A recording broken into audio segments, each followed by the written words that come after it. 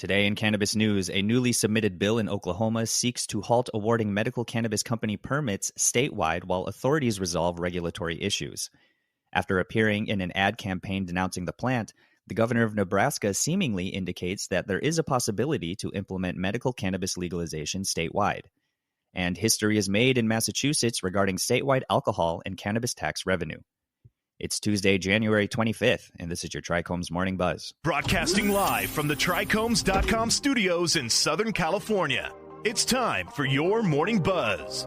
We bring you late-breaking news that keeps you up to date with what's happening in the cannabis industry.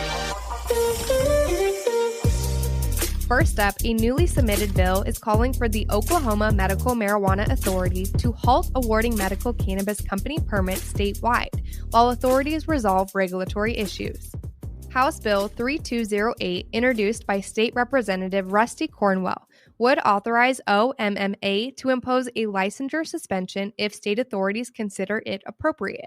Since 2018, Oklahoma has seen a huge number of commercial medical marijuana grows and facilities flooding into our communities, Representative Cornwell said.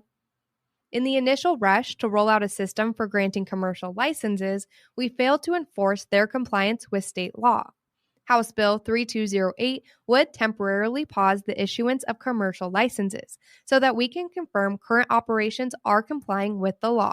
The OMMA presently lacks the regulatory ability to conduct company evaluations prior to granting a permit, which the authority's director has stated she wants to rectify. Cornwell's proposal, as written, would additionally make it illegal to hand over permits or transfer sites if the current permit or location is in non-compliance. Next up, Republican Governor Pete Ricketts of Nebraska indicated that there is a possibility to see medical cannabis legalization statewide, barely weeks following an appearance in ad campaigns condemning the plant. Governor Ricketts' perceived stance change occurred in reaction to Senator Mike Groen's recently submitted medical cannabis proposal. Last week, Senator Groen, a previous cannabis critic, presented LB 1275. When questioned about the recent bill, Governor Ricketts responded, "While I continue to have concerns about marijuana use for any reason, I am open to learning more about this bill." Former state senator and co-chair of Smart Approaches to Marijuana Nebraska, John Kuhn, has also indicated interest in Groen's bill. Each expressed a softer message than the Sam-financed commercials that ran earlier this month. They showed Ricketts criticizing medical cannabis's hazards and saying that the only distinction between medical and recreational cannabis is the word.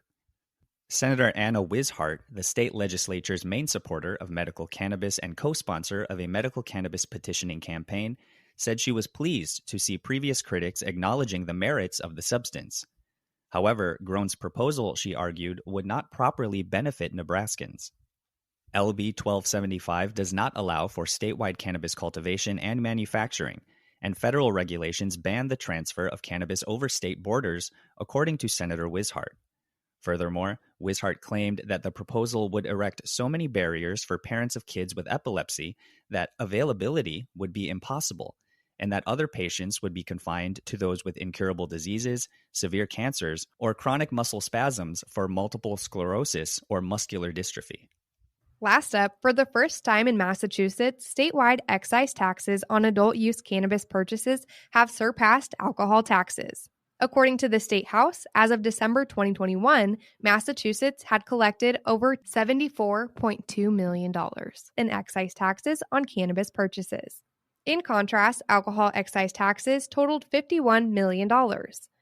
This is the first time in the state's history that cannabis revenue has overtaken alcohol revenue. Furthermore, Massachusetts' 10.75% excise tax amounts for just approximately half of the overall tax income earned by cannabis purchases.